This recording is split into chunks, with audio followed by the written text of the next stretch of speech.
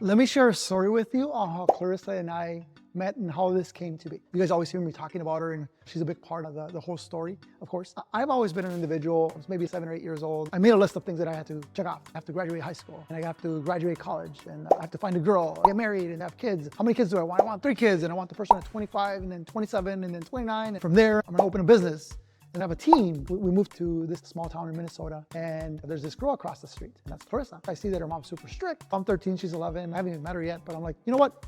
That's the one.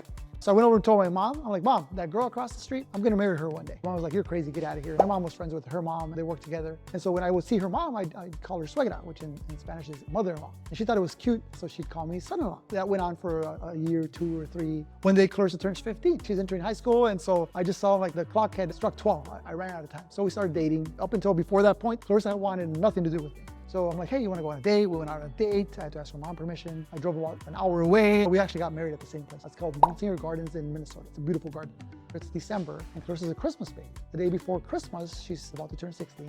At this point, you guys know, I already have the ring. So I'm like, Mom, I need you to go next door with me because I'm gonna ask Clarissa's mom for her first hand. And Mom's like, what? No, you can't do that. She's a kid. Like, she's only 15. I'm like, Mom, I'm not that much older. I'm a couple years older than her. I'm like, Mom, I'm gonna do this. So you're either gonna go with me or I'm gonna go next door and then maybe they kill me.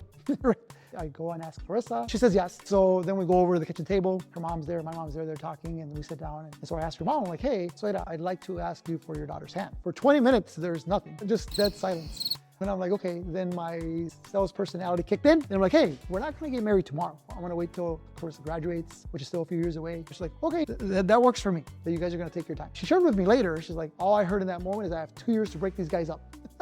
Because that's her baby. But today, my mother-in-law loves me. I love my mother-in-law. She's actually here right now visiting. It turned out to be great. 3 kids, 17-year-old, 15-year-old, 13-year-old, 2 dogs, beautiful home, and a beautiful life that we built together. The odds were stacked against us, but honestly, it's my #1 thing that I cherish and protect. Huge advocate for marriages and the female voice.